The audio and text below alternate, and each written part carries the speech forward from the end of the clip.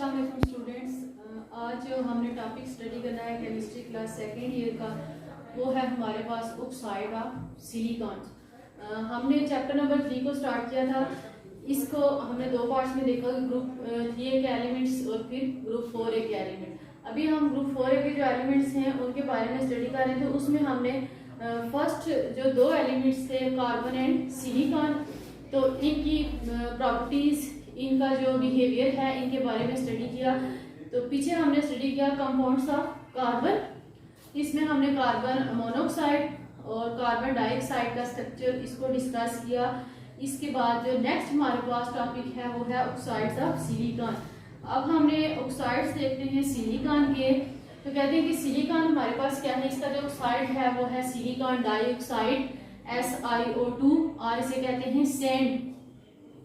हमारे पास जो silicon dioxide SiO2 है, इसे सिलिका भी कहते हैं।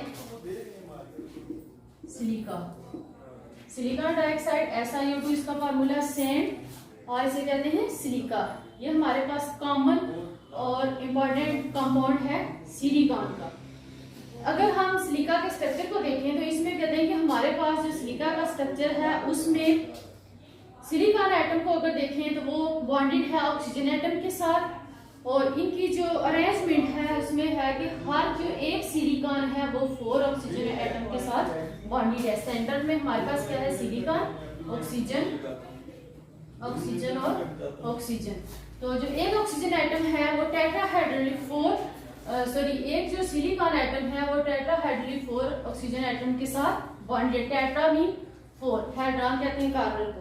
कहते हैं कि एंड ईच ऑक्सीजन एटम, एक जो सिलिकॉन एटम है वो 4 ऑक्सीजन के साथ बॉन्डेड है। लेकिन अगर हम सिलिकॉन के एटम को देखें तो अगर हम इसका जो है वो मैक्रो स्ट्रक्चर को ड्रा करें तो उसमें कहते हैं कि हर जो ऑक्सीजन एटम है वो 2 सिलिकॉन, उसके अराउंड 2 सिलिकॉन एटम मौजूद हैं। जैसे आपके पास ये वाला स्ट्रक्चर है, इसमें अगर एक और आप इसी तरह का स्ट्रक्चर ड्रा करते हैं तो इसमें हमारे पास जो नेक्स्ट होगा ये ऑक्सीजन, फिर सिलिकॉन, फिर नेक्स्ट ऑक्सीजन। तो कहते हैं कि एक जो ऑक्सीजन है उसके अराउंड 2 नेबर हैं सिलिकॉन के, लेकिन जो एक सिलिकॉन है उसके अराउंड 4 ऑक्सीजन एटम है। और इसकी जो अरेंजमेंट है वो हमारे पास क्या है, टेट्राहेड्रल अरेंजमेंट। अब हम देखते हैं कि जो सिलिकॉन की जो सिलिकॉन डाइऑक्साइड है, सिलिकॉन का ऑक्साइड, उसकी जो कॉमन फॉर्म है हमारे पास वो क्या है, क्वार्ट्ज। हमारे पास क्या है, ये हमारे पास क्रिस्टलाइन फॉर्म है सिलिकॉन डाइऑक्साइड की। अब क्रिस्टलाइन फॉर्म में क्या होता है, कुछ क्रिस्टल ऐसे होते हैं जिनको हम देख के तो कह सकते हैं ये हमारे पास क्या है, क्रिस्टलाइन स्ट्रक्चर है। लेकिन जब उसके स्ट्रक्चर को स्टडी किया जाता है तो उसमें हम एटम्स की अरेंजमेंट को देखते हैं। क्या कि एटम की अरेंजमेंट क्रिस्टल स्ट्रक्चर के अंदर अकॉर्डिंग टू पैटर्न है। अगर तो वो अरेंजमेंट एक रेगुलर पैटर्न के अकॉर्डिंग है तो फिर वो हमारे पास स्ट्रक्चर कौन सा होगा, क्रिस्टलाइन। लेकिन अगर वो हमारे पास जो उसकी अरेंजमेंट है वो अकॉर्डिंग टू एटम की जो अरेंजमेंट है वो पैटर्न के अकॉर्डिंग नहीं है तो वो हमारे पास स्ट्रक्चर क्रिस्टलाइन ही होगा, बल्कि अमॉर्फस होगा। तो कहते हैं कि इसी तरह हमने इसकी कुछ क्वार्ट्ज तक देखे थे। हमारे पास डिफरेंट किस्म के क्वार्ट्ज थे। रॉक्स क्रिस्टल हमने देखा था, एस्मिथ क्वार्ट्ज थे, स्मोकी क्वार्ट्ज थे, रोज क्वार्ट्ज थे एंड मिल्की क्वार्ट्ज। ये सारे हमारे पास कॉमन क्वार्ट्ज थे। किसके, ये बेसिकली सिलिकॉन जो डाइऑक्साइड है उसको, उसकी हमारे पास जो क्वार्ट्ज है वो उसकी कॉमन फॉर्म है। अब इसकी कुछ क्वार्ट्ज की कुछ प्रॉपर्टीज हैं कि ये हमारे पास किस तरह के होते हैं। ये हार्ड होते हैं जो क्वार्ट्ज हैं, ब्रिटल होते हैं एंड रिफ्रैक्टर। रिफ्रैक्टर मीन के ऐसा मटेरियल जिसका जो मेल्टिंग पॉइंट होता है वो वेरी हाई है। कलर, अगर हम इनको कलर को देखें तो क्वार्ट्ज क्या है, ये हमारे पास कलरलेस होते हैं। कलरलेस और किस फॉर्म में एग्जिस्ट करते हैं, सॉलिड फॉर्म में। ये इनकी प्रॉपर्टीज हैं। हार्ड होते हैं, ब्रिटल होते हैं, कलरलेस होते हैं और सॉलिड होते हैं। और ये डिफरेंट जो है डिफरेंट होते हैं किससे, कार्बन डाइऑक्साइड से। तो ये हमारे पास कॉमन इसकी जो क्वार्ट्ज थे, ये कॉमन फॉर्म है किसकी, सिलिकॉन डाइऑक्साइड की। और इसकी जो प्रॉपर्टीज हैं वो हमारे पास क्या है, हार्ड है, ब्रिटल है, कलरलेस है एंड सॉलिड है। अब अगर आपसे पूछा जाए कि व्हाट इज क्वार्ट्ज, तो आपने बताना है कि हमारे पास जो कॉमन क्रिस्टलाइन फॉर्म है सिलिकॉन डाइऑक्साइड की, उसको हम कहते हैं क्वार्ट्ज कहते हैं। उनकी प्रॉपर्टीज क्या है, हार्ड होते हैं, ब्रिटल होते हैं, कलरलेस होते हैं और सॉलिड। फिर आपने देखे थे कि क्वार्ट्ज जो है वो किस किस्म के होते हैं, तो उसमें आपने लिखना है साथ, रॉक क्रिस्टल की फॉर्म में पाए जाते हैं, एमेथिस्ट क्रिस्टल की फॉर्म में पाए जाते हैं, स्मोकी क्वार्ट्ज की फॉर्म में, रोज क्वार्ट्ज की फॉर्म में एंड मिल्की क्वार्ट्ज की फॉर्म में पाए जाते हैं। अब नेक्स्ट कहते हैं कि हमारे पास जो कार्बन और सिलिकॉन दोनों एक ही ग्रुप से बिलोंग करते हैं। दोनों के अगर बैलेंस शेल को हम देखें तो दोनों के बैलेंस शेल के अंदर नंबर ऑफ इलेक्ट्रॉन 4 है, लेकिन इन दोनों के अंदर बहुत सारे डिफरेंस हैं और वो हमें देखने कि वो डिफरेंस क्या है। पहली बात तो ये है कि ग्रुप जो 4A के एलिमेंट्स है वो हमारे पास कार्बन है, सिलिकॉन है, इसके बाद जर्मेनियम है, टिन है और लेड है। ये एलिमेंट हमारे पास कौन से हैं, ग्रुप 4A के एलिमेंट्स। इसमें हमने कार्बन और सिलिकॉन को देखना है, तो कहते हैं कि कार्बन और सिलिकॉन के अगर हम देखें तो दोनों के यानी कि ग्रुप 4A के जितने भी एलिमेंट्स हैं सबके वैलेंस शेल के अंदर 4 इलेक्ट्रॉन ही पाए जाते हैं। लेकिन हम यहाँ पे 2 एलिमेंट्स को ही स्टडी कर रहे हैं क्योंकि बाकी जो है वो रेयर एलिमेंट है, वो ऐसे बाई पैराडॉक्स हमारे पास आते हैं जब हम किसी भी मेटल की जो है वो मेटलर्जी करते हैं। तो कार्बन और सिलिकॉन को अगर देखें तो कहते हैं कि कार्बन और सिलिकॉन के वैलेंस शेल के अंदर नंबर ऑफ इलेक्ट्रॉन कितने, 4 नंबर ऑफ इलेक्ट्रॉन है। दोनों कार्बन और सिलिकॉन के दरमियान जो बॉन्ड फॉर्मेशन होती है वो बॉन्ड बनता है कोवलेंट बॉन्ड, यानी कि 2 एटम्स की आपस की जो इलेक्ट्रॉन होती है उनकी आपस में म्यूचुअल शेयरिंग से इनके दरमियान बॉन्ड फॉर्मेशन होती है। म्यूचुअल शेयरिंग के नतीजे में जो बॉन्ड बनता है वो हमारे पास होता है कोवलेंट बॉन्ड। लेकिन इसके साथ साथ इनके कुछ डिफरेंस भी हैं कार्बन और सिलिकॉन के। अब हम देखते हैं कि इनका क्या आपस में डिफरेंस है कार्बन और सिलिकॉन का। कहते हैं कि अगर हम देखें कार्बन और सिलिकॉन के, तो फर्स्ट इनका जो डिफरेंस है, अगर हम इनके एटॉमिक नंबर को देखें, कार्बन और सिलिकॉन का जो एटॉमिक नंबर है उसको अगर देखें, कार्बन का हमारे पास होता है एटॉमिक नंबर 6, लेकिन अगर हम सिलिकॉन को देखें तो इसका एटॉमिक नंबर होता है हमारे पास 14। एक तो डिफरेंस ये है, एटॉमिक नंबर ज्यादा कम होगा तो साइज भी उसका कम होगा। अब कार्बन का साइज कम है एज कंपेयर टू सिलिकॉन के। सेकंड जो इसका डिफरेंस है वो ये है कि हमारे पास अगर हम देखें कि कार्बन और सिलिकॉन को कि ये कौन कौन से ग्रुप से कौन से पीरियड से बिलोंग करते हैं। ग्रुप तो दोनों का सेम है लेकिन पीरियड दोनों का डिफरेंट है। कार्बन जो है वो पीरियड नंबर 2 से बिलोंग करता है और सिलिकॉन जो है वो पीरियड नंबर 3 से। कार्बन 2 से बिलोंग करता है और जो सिलिकॉन है ये पीरियड नंबर 3 से। साइज स्मॉल है कार्बन का एज कंपेयर टू सिलिकॉन के। यार इसे कैसे कह सकते हैं कि हमारे पास जो सिलिकॉन एटम है वो लार्जर इन साइज है देन कार्बन एटम से, और इसका साइज ज्यादा होने की वजह से, सिलिकॉन का साइज ज्यादा होने की वजह से इसीलिए सिलिकॉन ने 4 ऑक्सीजन के साथ बॉन्ड फॉर्मेशन की है, या 4 ऑक्सीजन ने सिलिकॉन को सराउंड किया होता है। अगर हम इनकी बॉन्डिंग को देखें तो कार्बन और सिलिकॉन और ऑक्सीजन के दरमियान जो बॉन्डिंग होती है, बॉन्ड देखें क्या है, इनके दरमियान डबल बॉन्ड है, सिंगल बॉन्ड है। तो सिलिकॉन और ऑक्सीजन के दरमियान जो बॉन्ड फॉर्मेशन है वो सिंगल बॉन्ड है। लेकिन in case of carbon dioxide जो कार्बन डाइऑक्साइड है उसको हम देखें तो कार्बन और ऑक्सीजन के दरमियान जो बॉन्ड है वो डबल बॉन्ड। CO2 हमारे पास क्या है, कार्बन डाइऑक्साइड, इसका स्ट्रक्चर हमारे पास क्या है, लीनियर स्ट्रक्चर है। बॉन्ड कार्बन और ऑक्सीजन के दरमियान क्या है, डबल बॉन्ड। और सिलिकॉन के केस में क्या है, सिलिकॉन डाइऑक्साइड में सिलिकॉन और ऑक्सीजन के दरमियान क्या है, सिंगल बॉन्ड। कार्बन और ऑक्सीजन का बॉन्ड जो है वो डबल बॉन्ड है।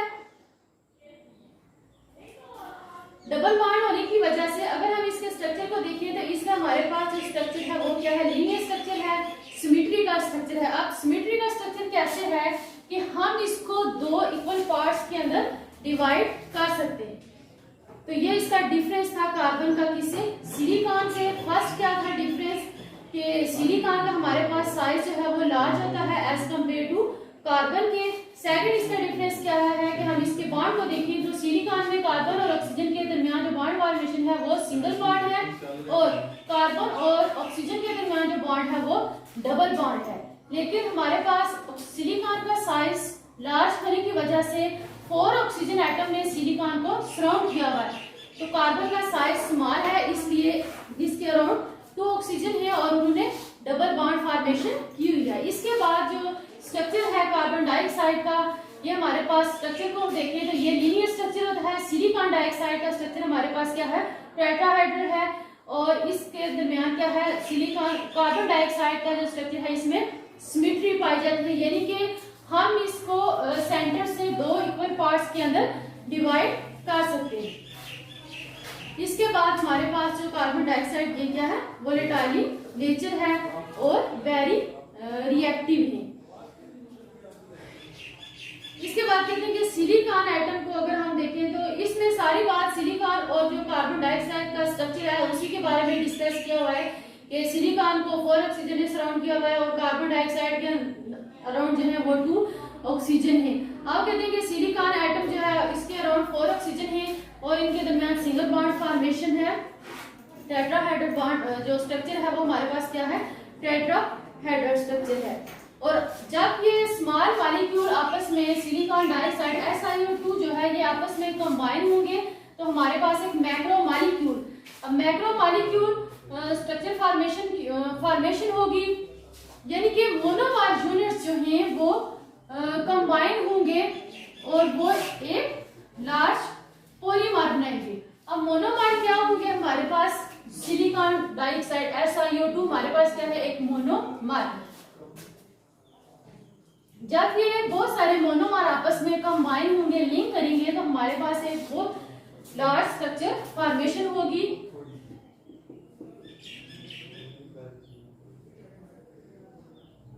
इसी तरह ये नेटवर्क जो है वो एक्सटेंड होता जाएगा और हमारे पास एक लार्ज यानी कि मैक्रो मॉलिक्यूल या पॉलीमर स्ट्रक्चर फॉर्मेशन होगी। अब कहते हैं कि अगर हम इसमें रेशियो देखें सिलिकॉन और ऑक्सीजन एटम की, तो रेशियो में क्या है कि हमारे पास इस स्ट्रक्चर में एक सिलिकॉन है और 2 ऑक्सीजन है, तो इनकी रेशियो क्या होगी, 1:2। सिलिकॉन डाइऑक्साइड और सिलिका में क्या है कि एक सिलिकॉन है और नंबर ऑफ ऑक्सीजन इसमें कितने हैं, 2।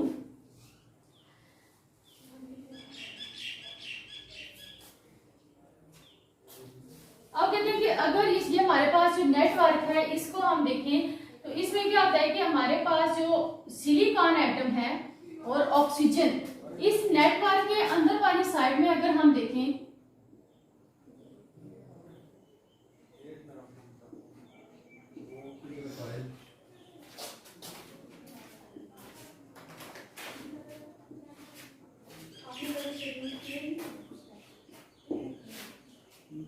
इस नेटवर्क के इन साइड अगर देखें ये कॉर्नर वाली साइड्स को छोड़ के, तो इसमें क्या होता है कि जो अंदर वाला सिलिकॉन एटम है ये 4 ऑक्सीजन के साथ बॉन्डेड है, यानी कि इसकी जो वैलेंसी है वो इन साइड जो सिलिकॉन है उसकी वैलेंसी क्या है, सेटिस्फाइड है, यानी कि सिलिकॉन जो है वो 4 बॉन्ड बना रहा है। लेकिन हमारे पास जो बाय वाले सिलिकॉन एटम और है इनको अगर हम देखें और ऑक्सीजन को, तो इनकी जो वैलेंसी है वो सेटिस्फाइड नहीं है। इधर हमारे पास जो ऑक्सीजन है इसने सिर्फ 1 बॉन्ड बनाया सिलिकॉन के साथ, लेकिन जो सिलिकॉन एटम है इसने सिर्फ 3 बॉन्ड बनाए हैं ऑक्सीजन एटम के साथ। लेकिन जो सिलिकॉन है ये कितने बॉन्ड बनाता है, 4।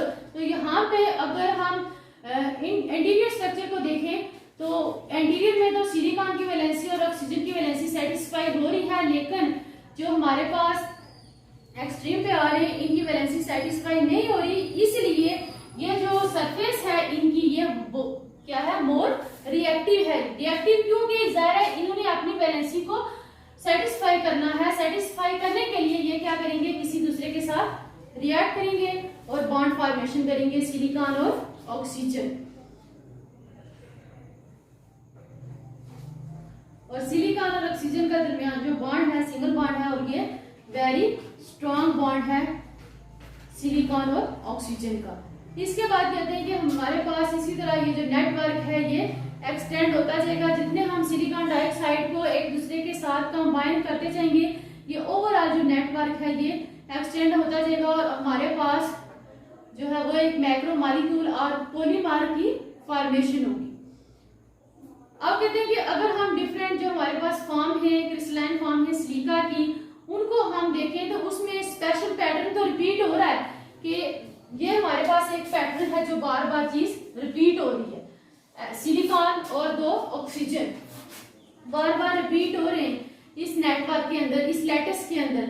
लेकिन अगर हम इसकी ओरिएंटेशन को देखें या बॉन्ड एंगल को देखें तो वो इस नेटवर्क के अंदर सेम नहीं होगा। अब इसमें आपके पास जो सिलिकॉन का और सिलिकॉन ऑक्सीजन सिलिकॉन बॉन्ड बना ओवरऑल तो ये बार बार सिलिकॉन का स्ट्रक्चर सिलिकॉन डाइऑक्साइड आपस में कंबाइन हो रहे हैं, नेटवर्क जो है वो एक्सटेंड हो रहा है। लेकिन जब हम इनके आपस में बॉन्ड को देखेंगे तो क्या होगा कि ये हमारे पास इसका जो साइज है कुछ जो है वो उनका रेगुलर पैटर्न होगा और कुछ का जो पैटर्न होगा वो इरेगुलर होगा एटम्स का, यानी कि कुछ बॉन्ड जो है वो स्मॉल साइज के होंगे कुछ लार्ज इन साइज के होंगे। जाहिर है बॉन्ड अगर डिफरेंट है उनका स्ट्रक्चर आपस में डिफरेंट है तो फिर क्या होगा कि उसके अंदर जो बॉन्डिंग है वो भी डिफरेंट होगी। यहाँ पे आपके पास सिलिकॉन ऑक्सीजन और सिलिकॉन की बॉन्डिंग जो है वो डिफरेंट होगी। और अगर हम इसकी रोटेशन को देखें सिलिकॉन और ऑक्सीजन की, ये जो सिलिकॉन डाइऑक्साइड का नेटवर्क है इसमें अगर हम इसकी रोटेशन और बॉन्ड को देखें तो इस नेटवर्क के अंदर इनका बॉन्ड जो है वो आपस में डिफरेंट होगा। लेकिन जो बन रहे हैं ये सारे एक ही आपके पास एक सिलिकॉन डाइऑक्साइड है उसी के जरिए इनकी आपस में फॉर्मेशन हो रही है। अब कहते हैं कि हमारे पास जो क्रिस्टलाइन सिलिका है यानी कि सिलिकॉन डाइऑक्साइड है ये हमारे पास किस फॉर्म में है, सॉलिड फॉर्म में। आपने क्या करना है कि इसको मेल्ट करके इसको आपने कन्वर्ट करना है किसके अंदर, लिक्विड के अंदर।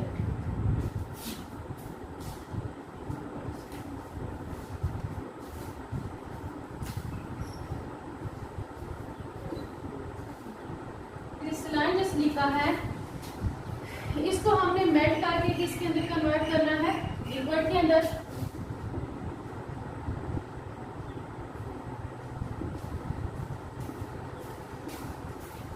फर्स्ट ऑफ ऑल जब इसको आपने मेल्ट किया तो ये कन्वर्ट हो जाएगा किसके अंदर, लिक्विड के अंदर। लिक्विड के अंदर जब ये कन्वर्ट होगा तो इसमें हमने देखना है ऑक्सीजन और सिलिकॉन की जो बॉन्डिंग है क्या वो बॉन्डिंग उनकी आपस में मेंटेन है या बॉन्ड जो है वो ब्रेक हो गए। तो इसमें क्या होगा कि सिलिकॉन और ऑक्सीजन जब ये मेल्ट होंगे तो ये एटम अब एक दूसरे के करीब हो जाएंगे। यहाँ पे आपके पास क्या है, सिलिकॉन है, इधर oxygen, oxygen silicon, oxygen silicon, silicon silicon और सिलिकॉन। लेकिन जब आपने इसको मेल्ट किया तो क्या होगा कि बॉन्ड जो है उनकी लेंथ कम हो जाएगी और ये एटम जो है वो आपस में एक दूसरे के नजदीक होते जाएंगे।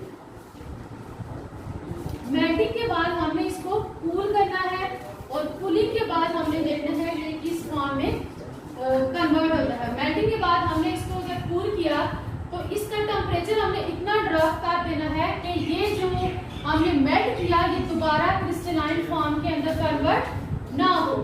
जब वो टेम्परेचर उसका ड्रॉप हो जाएगा तो वो जब ठंडा होगा तो क्रिस्टल वहां पे फॉर्मेशन नहीं होती। एट द एंड जो हमारे पास स्ट्रक्चर बनेगा वो हमारे पास क्या होगा, एक रिजिड स्ट्रक्चर होगा और उसे हम कहते हैं विट्रियस सिलिका और सिलिका ग्लास। विट्रियस सिलिका और इसे कहते हैं ग्लास सिलिका या सिलिका ग्लास।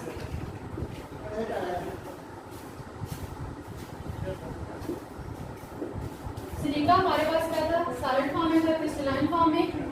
हमने इसको मेल्ट किया, मेल्ट करने के बाद फिर हमने इसको अंडर कूल किया। जब हमने इसकी कूलिंग की तो उस दौरान हमने इसका टेम्परेचर इतना ड्रॉप कर दिया कि ये दोबारा कूल होकर क्रिस्टलाइन फॉर्म के अंदर कन्वर्ट ना हो।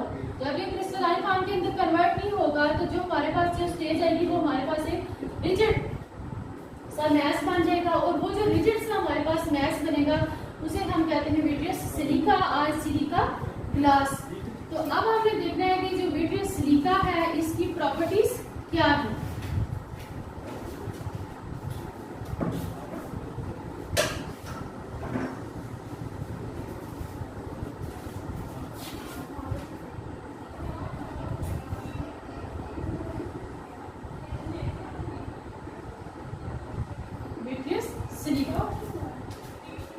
पहले आपने ये बताना कि विट्रियस सिलिका है क्या। अगर आपको पूछा जाए व्हाट इज विट्रियस सिलिका, तो आपने बताना कि हमारे पास जो क्रिस्टलाइन सिलिका था सॉलिड फॉर्म में था, हमने उसको मेल्ट किया, मेल्ट करके हमने उसको लिक्विड के अंदर कन्वर्ट किया।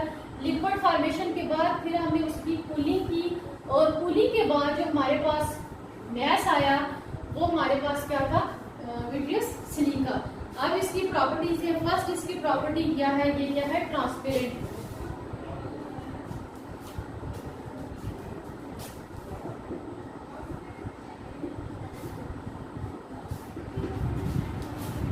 ट्रांसपेरेंट टू लाइट, यानी कि आप इससे लाइट जब पास करवाते हैं तो लाइट इसके अंदर से पास हो जाएगी। सेकंड इसकी प्रॉपर्टी जो है वो है रिफ्रैक्टरी।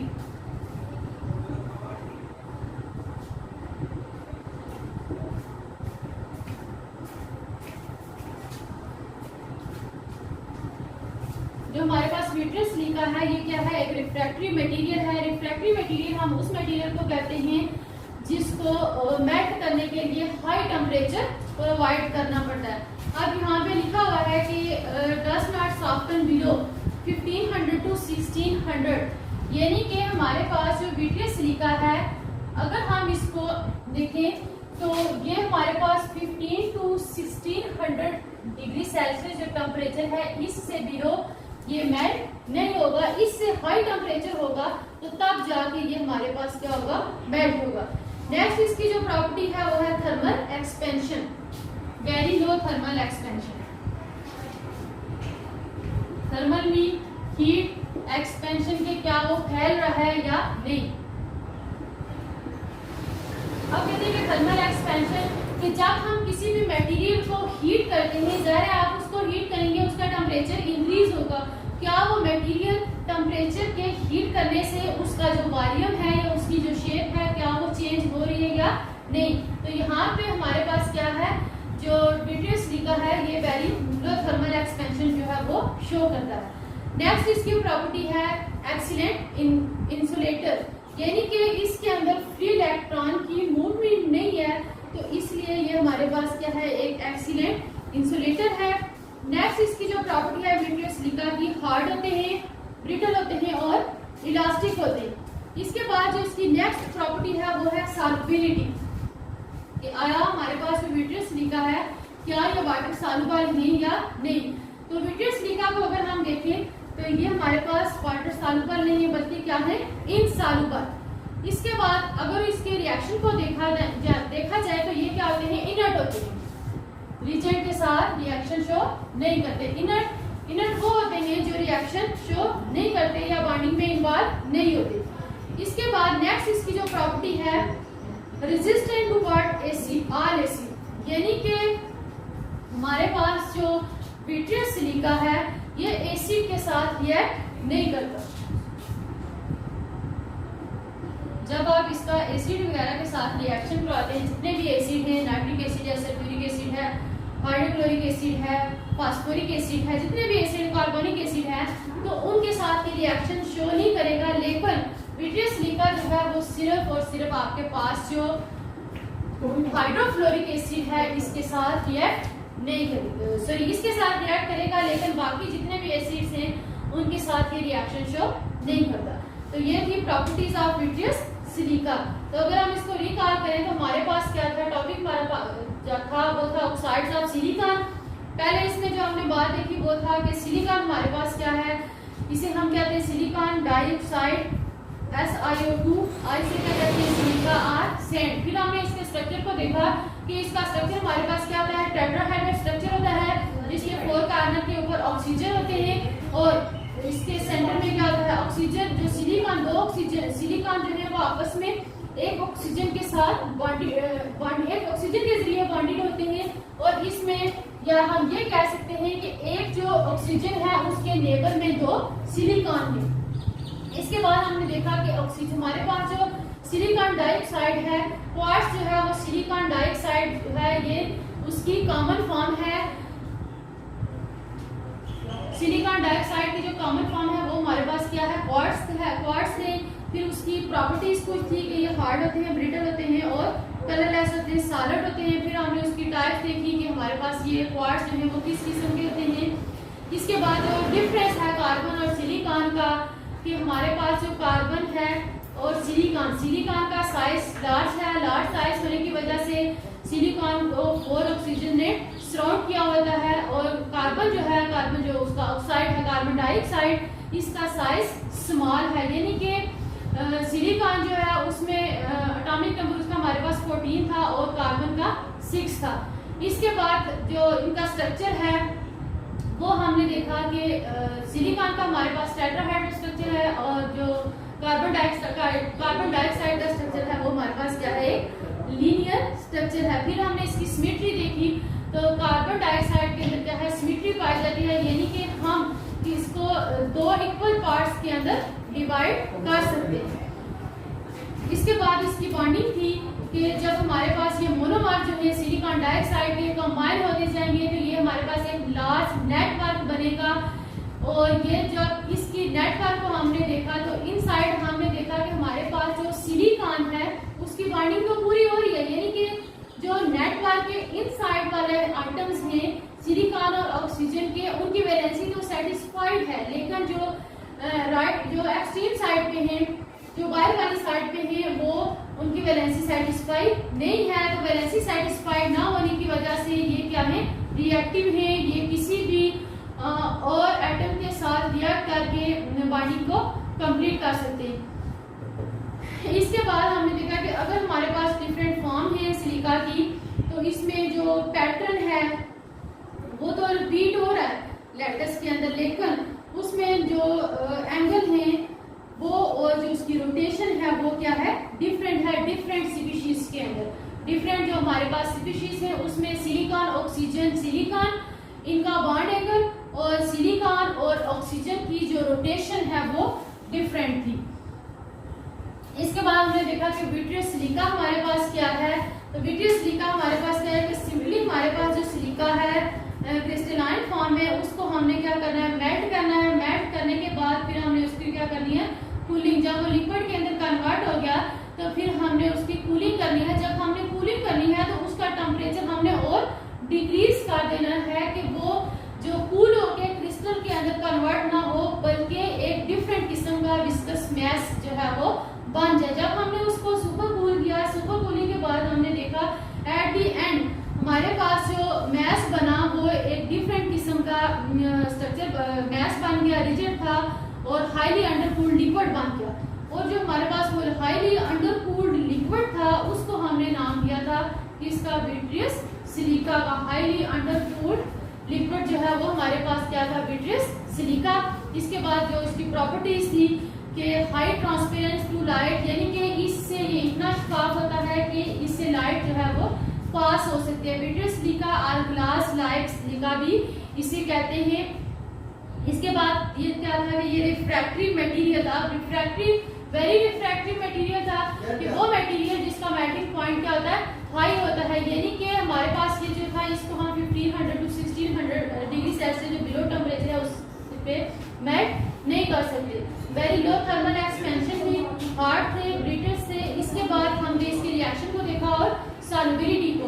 वाटर के अंदर ये हमारे पास क्या थे, इनसॉल्युबल थे, और जो इसकी इनर्टनेस थी यानी कि इनर्ट थे, अनरिएक्टिव थे। इसके बाद जो एसिड के साथ इनके रिएक्शंस थे, तो जितने भी मिनरल्स एसिड हैं उनके साथ ये रिएक्ट नहीं करता है विट्रियस सिलिका। सिर्फ जो है वो हाइड्रोफ्लोरिक एसिड HF के साथ ये रिएक्ट करता है, बाकी किसी भी एसिड के साथ विट्रियस सिलिका जो है वो रिएक्ट नहीं करता। तो ये थे हमारे पास ऑक्साइड ऑफ सिलिकॉन।